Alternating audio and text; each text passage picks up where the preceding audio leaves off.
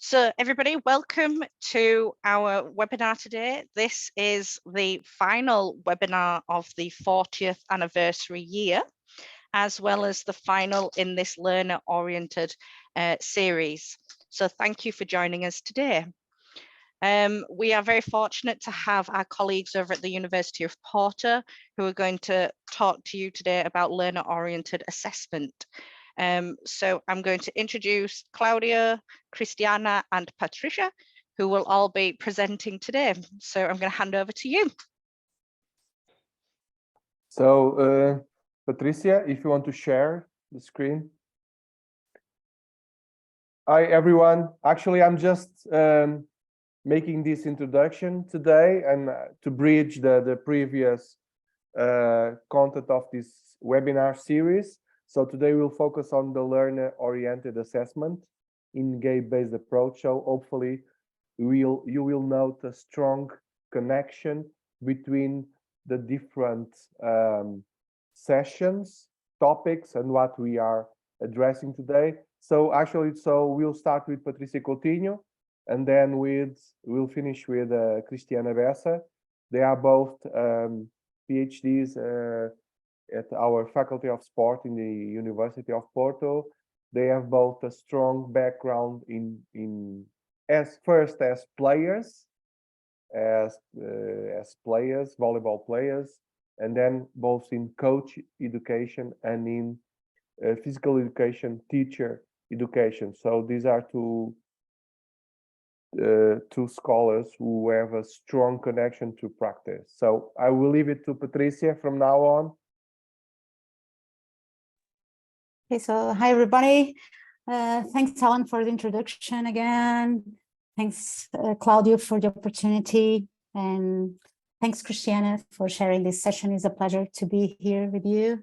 I'm going to talk about this part of the book, the learner-oriented assessment, specifically the chapter 10 and 11, which is related with harmonizing the teaching, assessment, learning cycle, and also how to implement learner-oriented strategies. So the main purposes of this first part of the session is to conceive assessment and learning as two sides of the same coin, establishing links between teaching, learning, and assessment.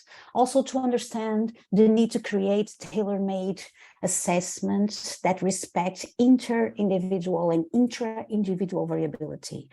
And then also to adopt learner-oriented assessment strategies, okay? So learning is an active process that depends on inner transformation driven by the close engagement of learners with the subject matter of sport and games and processes of active learning. These transformations develop in a non-linear fashion, for example, with the same task conditions, promoting different movement outcomes in different learners, and are influenced by considerable inter and intra-individual variability according to age, experience, social environments. So to cater for the personal attributes and developmental stages of each children learning and assessment, children and learning, assessment should be regarded as deeply related processes that respect the learning pathway of each learner, together with the learning goals and instructional dynamics set by sport educators. So in this sense, we advocate that an inclusive and equitable equality education requires the harmonizing of assessment, teaching, and learning. This is very important to understand because everything is related. So there is a need for a more dynamical, open-ended learning goals and also a tailor-made assessment strategies that bring the learner to the core of the pedagogical experience of learning sport and games. So commonly assessment strategies, and this is both in physical education and youth sport contexts, are highly standardized, favoring equality, so one size fits all approach, over equity, which means a tailor-made approach. Such uniformization facilitates the assessment process, reducing the complexity and inherent diversity of learners into a single set of common features. But learners do not develop, learn, or interpret the same content and processes at the same pace and in the same way. So the developmental process is subjected to considerable inter and intra-individual differences. And in a learner-oriented approach, the effectiveness of instruction and learning goals should align thoroughly and possibly be evaluated by clear assessment processes. Such assessment should inform the next teaching steps. So sport educators need to adopt flexible, evolving planning and accordingly assessment protocols. Assessment must be representative of what is taught, and in the ways in which sport content is taught must be contingently adjusted to the information drawn from the assessment. So in this perspective, learners can be assessed on different occasions and in reference to different learning contexts. And the form of the assessment can be adjusted considering learners' current skill level. So thereby, learner-oriented assessment strategies require a tailor-made approach to content, timings, and forms of assessment. So teaching, learning, and assessment, everything is related. This means a continuous ongoing process. Every learning activity is an opportunity for assessment. Each assessment is an opportunity for learning. And concerning the assessment interactions, for example, in many physical education and youth sport settings, sport educators lead and conduct the assessment process. In a learner-oriented approach, this is also legitimate. However, sport educators feel more confident and pedagogically competent in transferring the responsibility to the learners. This is expected that they involve learners more actively in the assessment moments. So besides typical adult-led assessment, two additional features of assessment that can positively contribute to the learner's personal and social growth are the self and peer assessment. So self-assessment should not be a formality where learners state the grade that they believe is fair. So self-assessment should be integrated in the daily routines of education, where learners must progressively build a greater and more accurate self-awareness of their strengths and weaknesses. And this, we believe, will provide the learner with a more precise notion of where they fit in each learning domain. So it will promote the development of self-reflective skills, which in turn expedites personal growth. In the same view, learners should learn how to assess their peers. So peer assessment brings multiple advantages. For example, each learner can assess to more and diversified feedbacks, greater commitment to the learning activities, superior self-awareness, with a higher sense of what is required in each learning activity. And concerning the timing of assessment, this could be in-action and post-action assessment. In-action assessment means that assessment can be conducted during learners' practice, okay? While post-action assessment means that the analysis of learners' motor performance and social conduct can be achieved with reference to a more systematic and structured set of assessment indicators, and using direct real-time observation or indirect, for example, video-based observation strategies. So in the later, learners or sport educators can collect video footages and their task practice and engage in post-task analysis and performance assessment. So very often, based on this, sport educators carry out more reliable assessment after the end of coaching sessions or PE classes, okay? Cristiana will talk about this for technology tips later on this session. But now what is important to understand is how to implement learner-oriented assessment strategies. And first, sport educators should be aware of this. They need to assess what they actually teach in their classes or training sessions, or the skills for which they create conditions for implicit learning to occur. Given the eminently responsive character and concern with responding to the individual needs of learners, sport education must include self-critical reflective practice in their routines. So this is important to understand how the process is going on.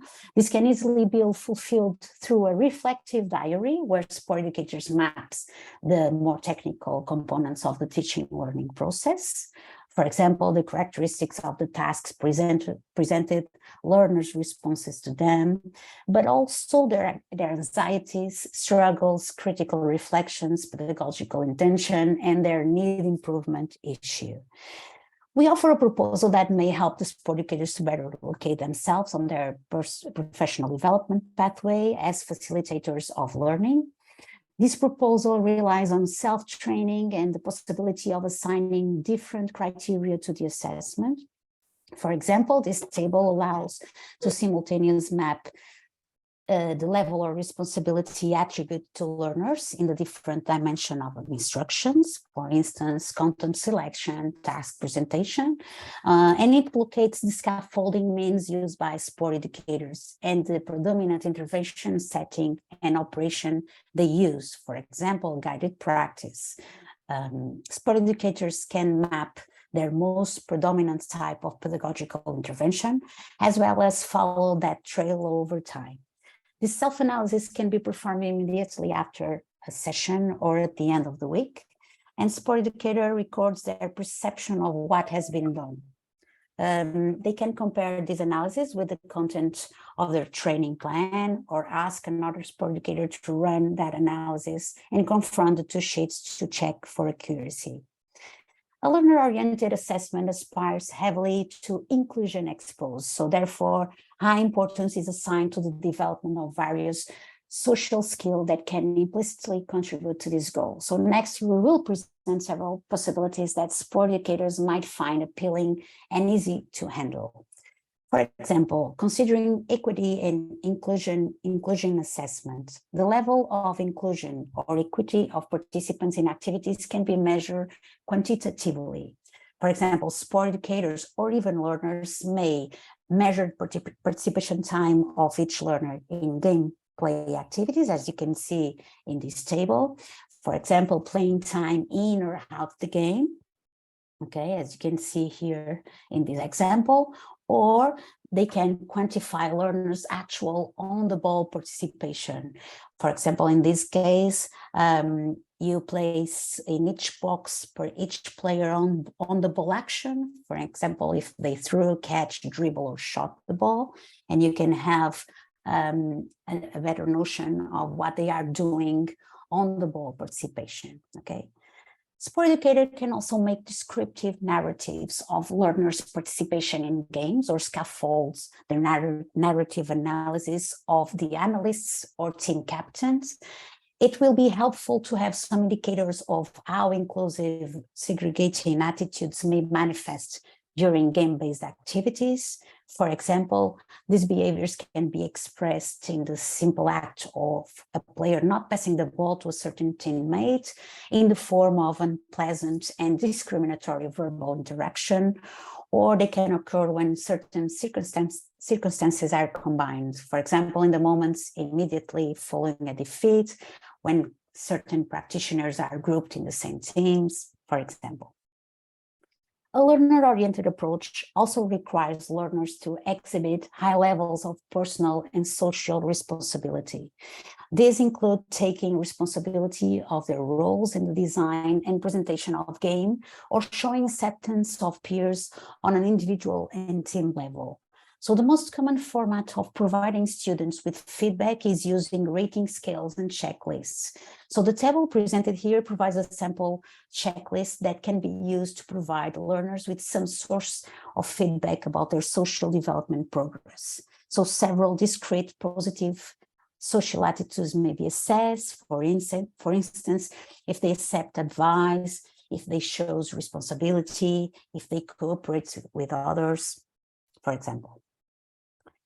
A positive peer leadership on the part of peer coaches is also important to assess, and it involves the active building of relationship with peers based on personal, emotional, and inspirational exchanges with the goal of helping to develop each team member to their fullest potential. So the assessment of leadership skills can be carried out with the self-assessment format aimed at the peer coach's critical reflection on their performance and the nature of the intervention of the interaction they built with others. So any simplified reflexive prompts can have a significant effect on changing negative attitudes.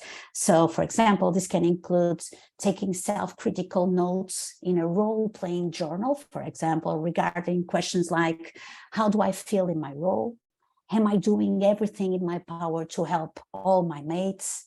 What I already doing very well, and what do I need to improve in my leadership, for example?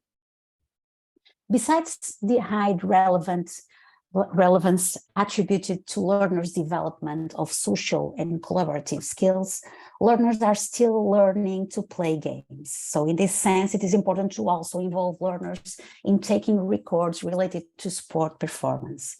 In this process, it is important that specific motor skills are brought at the forefront, as well as the level of alignment between specific tasks, goals, and learners' response. So here you have a learning task related to a field hockey game, 4 versus 3 plus 2 floaters game 4. The assessment criteria, for example, here is for low skilled learners, use basic grip to hold the implement, change speed after passing, while for higher skilled learners to attack quickly with a pass to the sidelines, followed by a quick cut towards the goal. And during the game, many different situations will occur. But in these tasks, learners only score points for each time they fulfill the task criteria, okay? So this is an example of a learning task. And here you have an example of a gameplay observation sheet, okay? So you can register the events if, for example, they're struggling a bit, or they're getting better, or if they are there. And this is according to the criteria I talked before, okay? A learner-oriented assessment also wants to analyze the holistic development of the learner. So sport educator must take particular care in assigning different roles to different learners. For example, coaches, referees, as an example, and hold students accountable accordingly. This is important. The process of assessing role-playing will be facilitated if sport educators deliver a series of descriptors and operational expectations that they want to see in the performance of each role. These responsibilities can be ranked by level of complexity to which different scoring weights are assigned. For example, for digital technology managers, supervising their teams' websites will be more demanding than simply sending information by email to colleagues. As they feel more confident or according to their availability, learners can self-propose to perform roles holding different demands.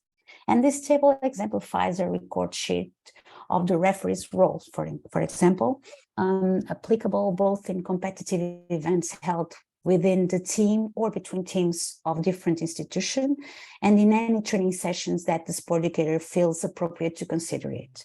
Peer assessment can also be used as the peers coaches in that play session or any other group of learners that can fill in the refereeing scoring sheet at the end of the match. So this principle can extend to any other role-playing scoring, for example, analysts, inclusion captains, sport director, for example. So offering the opportunity also to design their own games offers learners a unique setting to practice specific sport skills, but also to develop a more sophisticated understanding of game structures and gameplay. They achieve this through actively engaging with components of gameplay and thinking critically about their sport learning experience. In learner-designed games, we hope students have positive attitudes towards working cooperatively and solving problems in groups. This may include the search for learning opportunities, to participate enthusiastically, as well as accept and act on advice. This example uses the technique known as a semantic differential, in which players indicate their stance on a scale between two bipolar adjective pairs. For example, boring and exciting.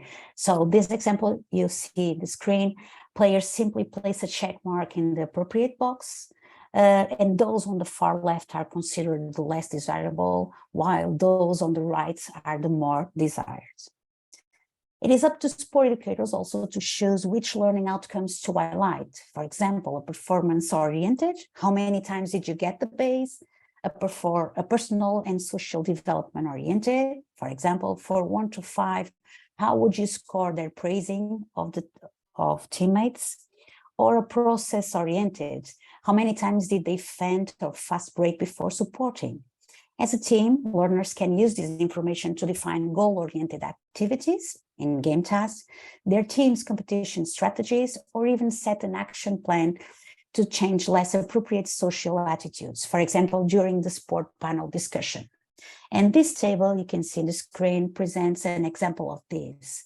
The sport educators should note that the balance between social and performance scoring, 5 items for each one, it's important, and consequent holistic recognition of learner merits and achievements. So to finish this part of the session, what is important to note is the need to a multidimensional assessment of learners' development, considering their participation in learner-oriented pedagogies, which means not only to assess the motor domain, but also to consider the personal and social development of the learner, okay? And now I will pass the ball to Cristiana, that will show us how to use technology to assess in physical education and youth sport contexts. Thank you very much for the attention. Thank you, Patrícia. Let me share with you my presentation.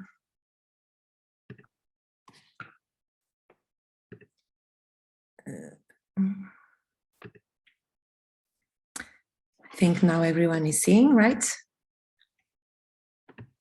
Yes. Yes. So, good morning, everyone. Thank you for being here today with us. And following what Patrícia presented, I will now talk about the chapter 12 of our book, that is about how can technology help learners with assessments. So in particular, the goal will be to understand how useful strategies can be for learner self and peer assessment, and how the teacher can support progressive engagement of learners in these technology-based self and peer assessment activities. Self-assessment and peer assessment are fundamental pedagogical foundations of our student-oriented approach to teaching and learning sports and games, as Patrícia already said, whether in physical education or in youth sport context. Therefore, considering the guidelines mentioned so far regarding the active engagement of learners in the collaborative problem-solving framework, the goal is to call learners to participate in cycles of observation, identification, and assessment that inform subsequent devising action plans. The use of self and peer assessment tools in a sport learning context is also a challenging process. On the one hand, real-life scenarios are subjective, and learners might find it difficult to focus attention on the most relevant components of the task goal that informs their self and peer assessment. On the other hand, even when learners are successful in observing and identifying and then diagnosing their needs, improvement to gameplay, there are multiple and different causes and effects to consider.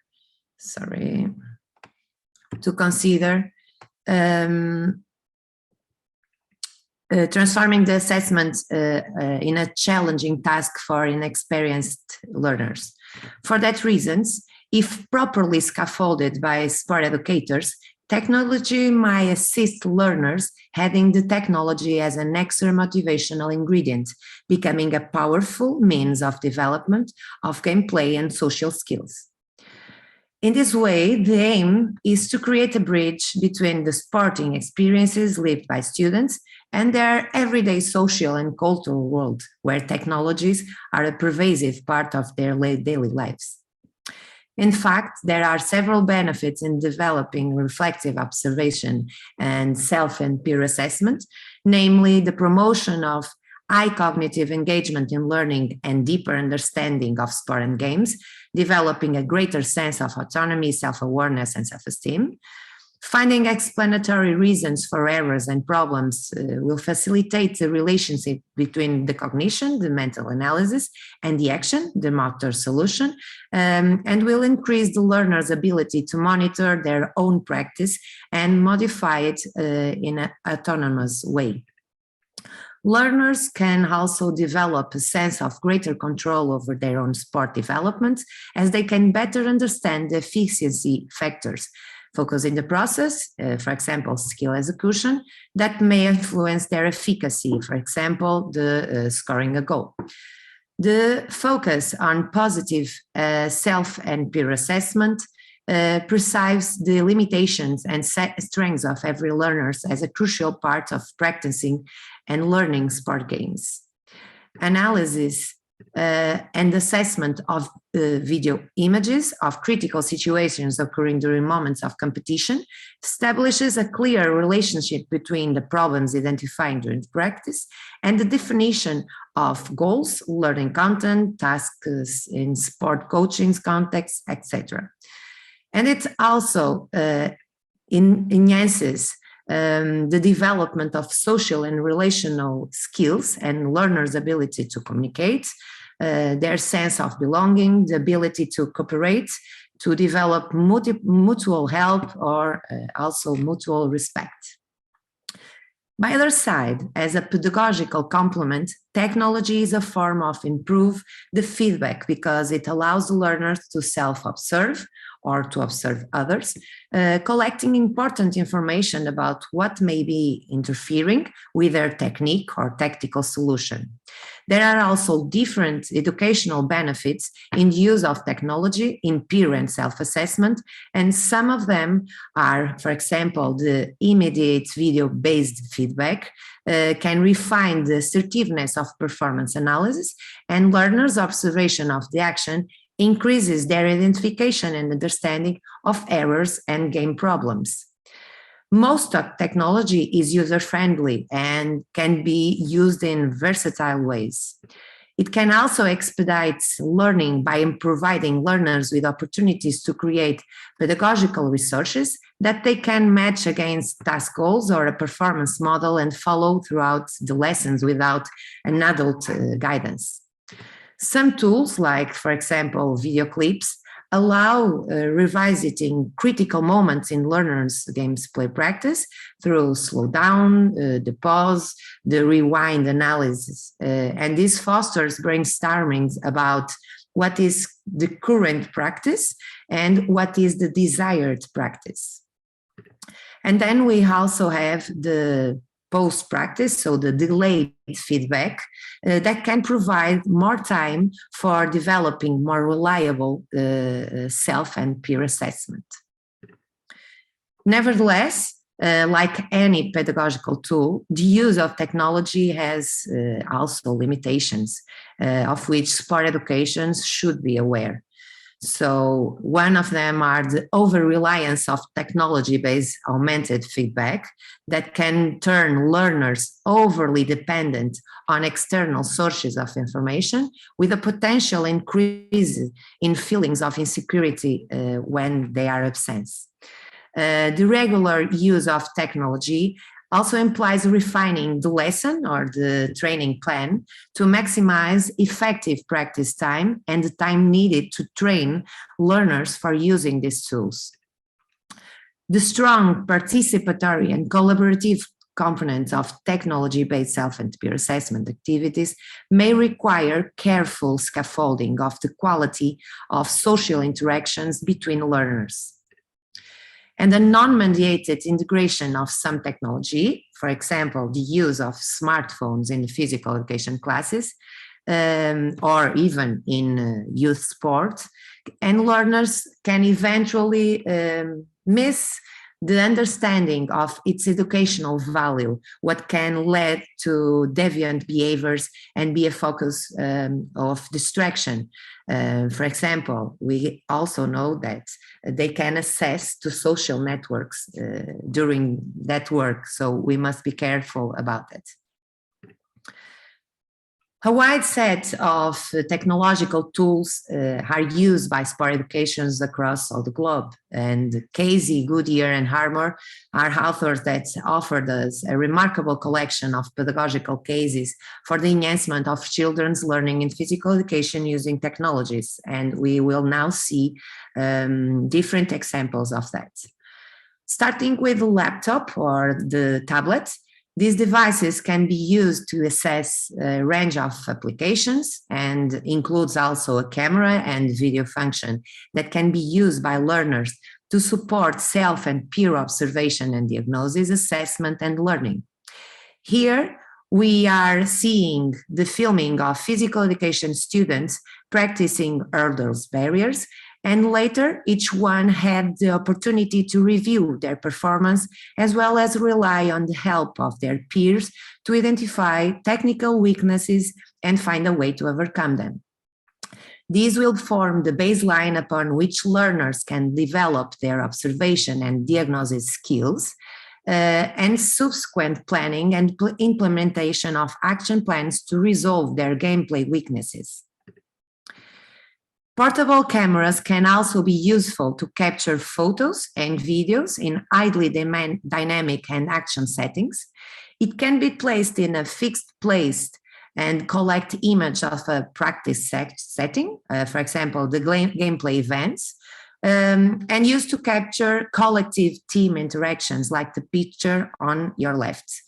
It can also be used by an individual learner on the head strap, like a GoPro, to enable the analysis, for example, of the collected information by that learner. For example, if you want to study the attentional focus, so to to know what the learner is looking to, like we are seeing here in the picture on the right.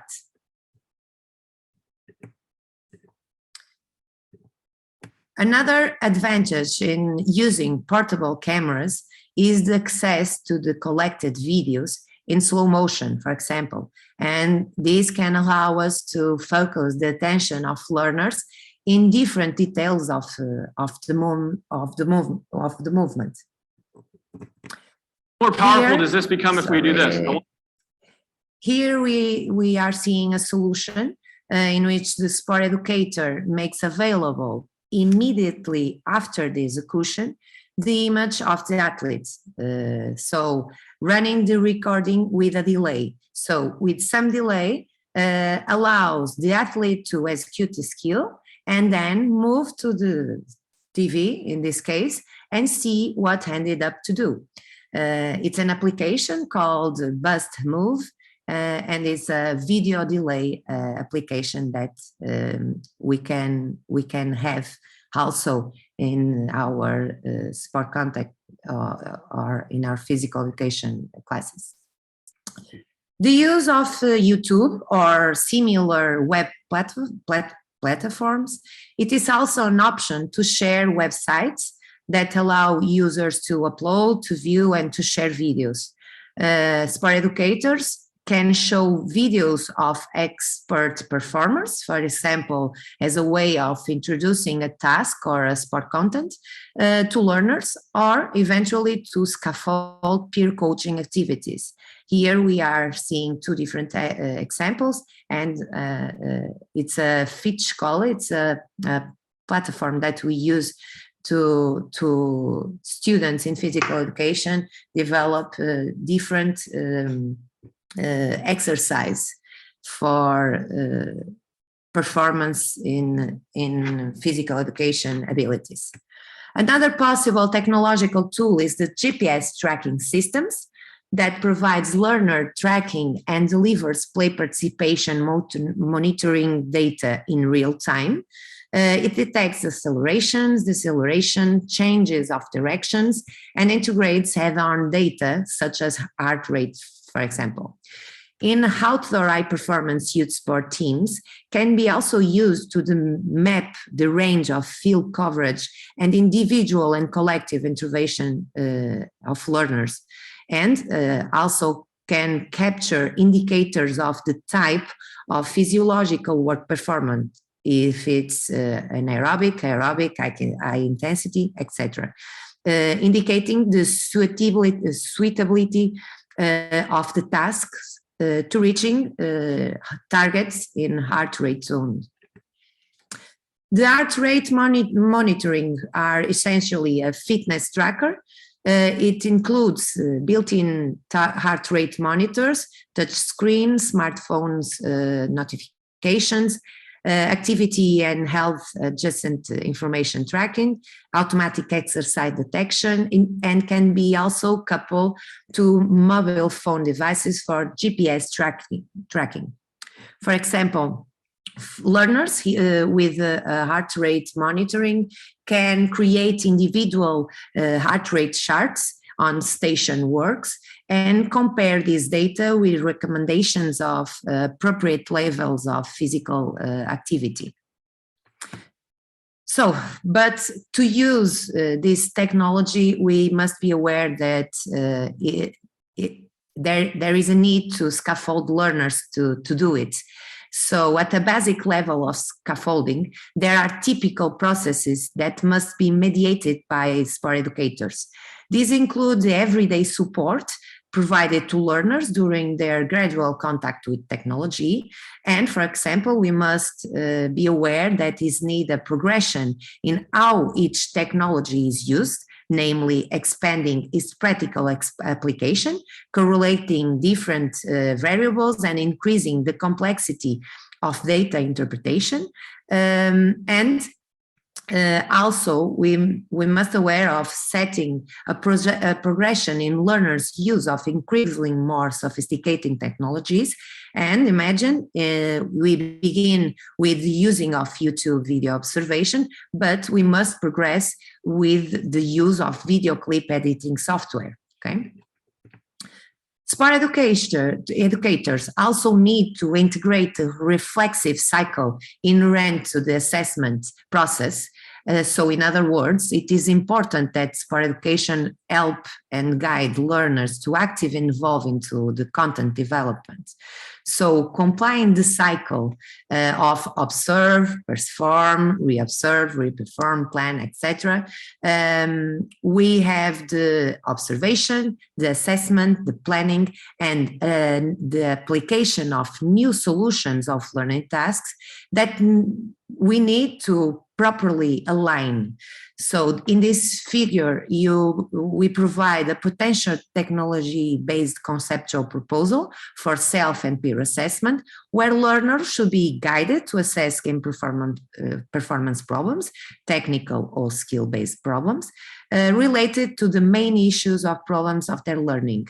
In this way, the information collected through assessment can inform more accurately what learners specifically need to work on to improve their skills. In this in the context of teaching and learning sport games, and this is something that we already talked, the process of observation is critical to the analysis of learners' gameplay development. The such a systematic observation requires the use of indirect observation methods like the videotape images and should consider several operational principles.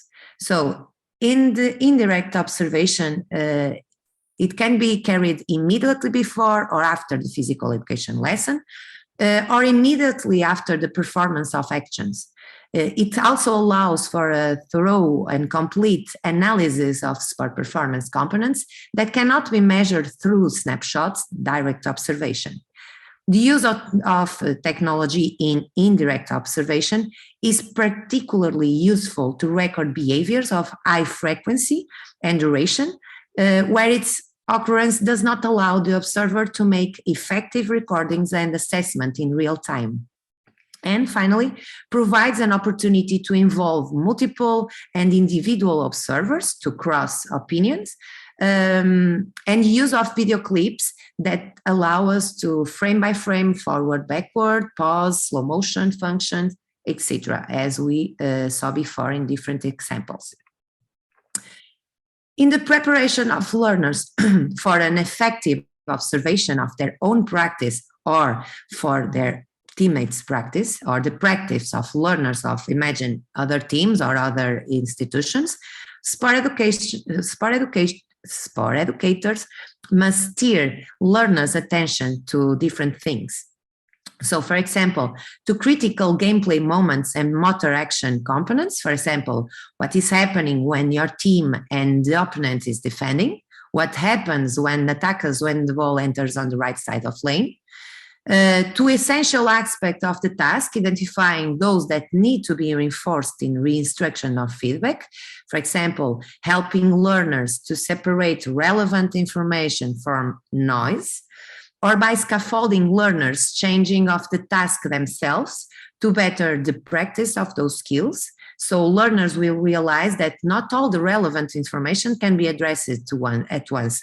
And so choices and priorities must be established. And finally, help learners relate rationally and systematically the causes and the effects of learners' errors. For example, in the volleyball spike is being blocked because the attacker does not look at the blocker's position before spiking. Now, and to end our presentation, I'm going to show you an example of how sport educators can progressively integrate the self and peer assessment activities in the pacing of involving learners in instructional decision-making.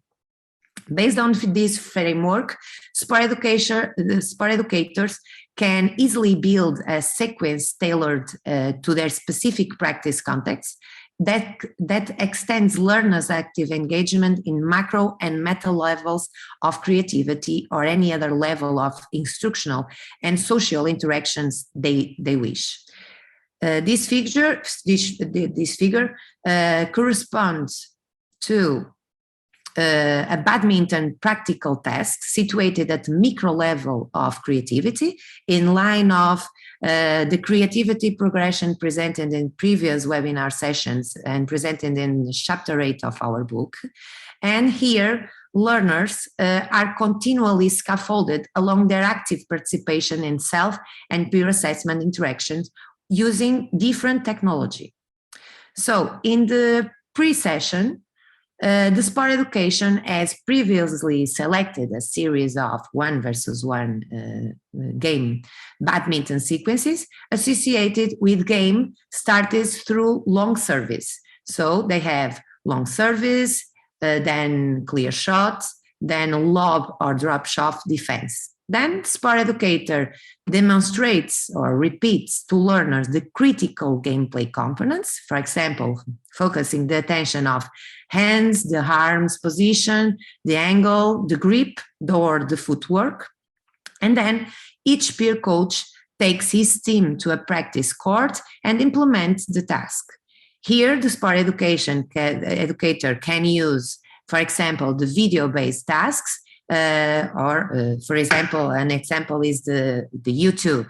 Then the next step, the groups will practice in groups. Imagine this example is with groups of 4 learners. And in these 4 learners, we have 2 that are players, plus 1 coach or referee and 1 filmmaker. This filmmaker will record the practice with a camera. 2 players will perform 1 versus 1 during 10 minutes, and then they swap roles for another 10 minutes. In the next step, the filmmakers share the videotaped games with all teammates, and each learner uses their smartphones to observe and analyze, and also to score their individual game performance in a record sheet. Imagine, they can, as an example, they can score like top game or needs some work or needs serious work, okay? For its turn, the sport educator steps in asking questions to facilitate the group's discussion. For example, so what is expected? So what are you doing? Do you agree with your mate's self-assessment? Why? Why not? What needs to be changed? Okay. Then the learners return to practice the original task.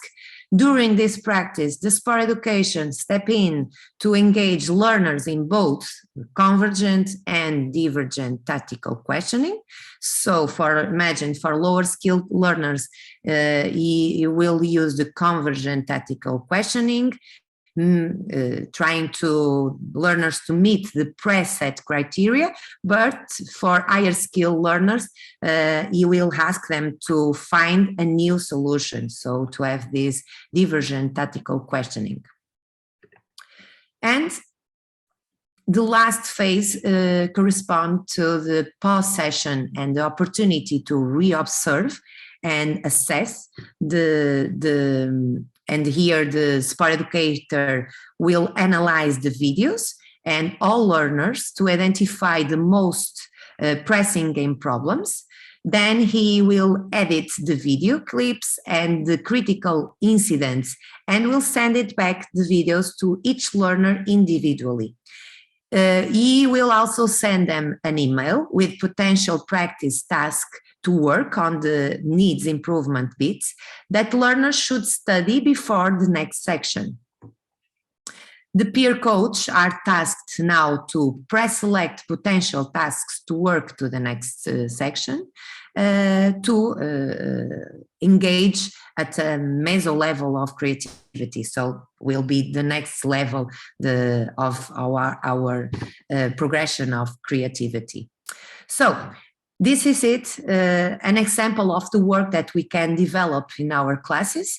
Other examples are available and presented in our book, so I recommend all to have a snap on it if you need it and want it.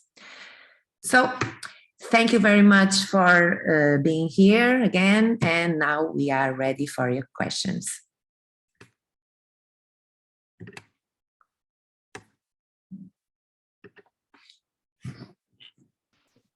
Thank you very much to our presenters there. Does anyone have any questions they'd like to ask at this moment in time? Please put it in the chat or do speak out.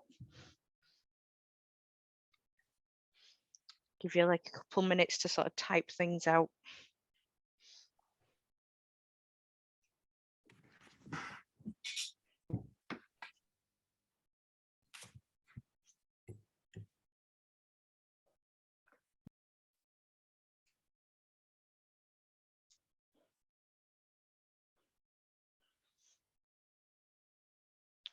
Anyone got any questions?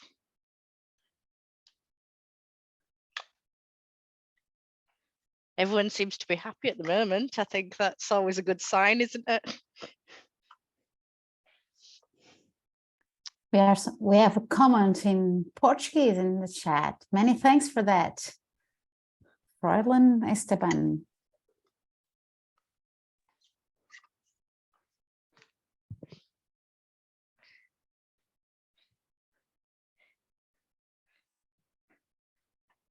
I definitely think it must have been so good. Everyone's got no questions. I think that seems to be the sort of response here. Would anyone actually like to ask a question, or should we call it a day?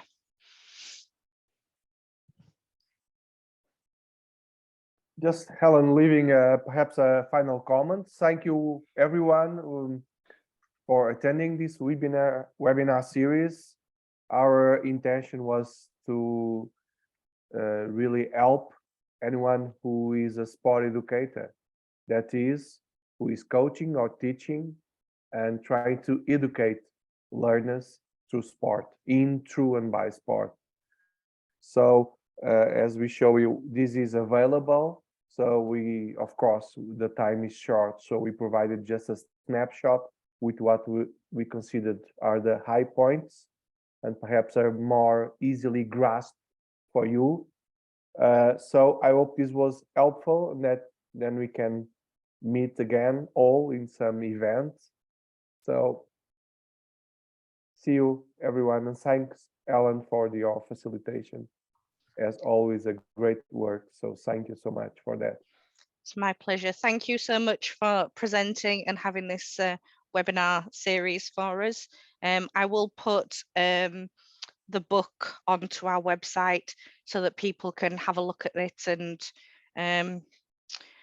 be able to purchase it, etc. So thank you for that. I'll add those details on the website for you.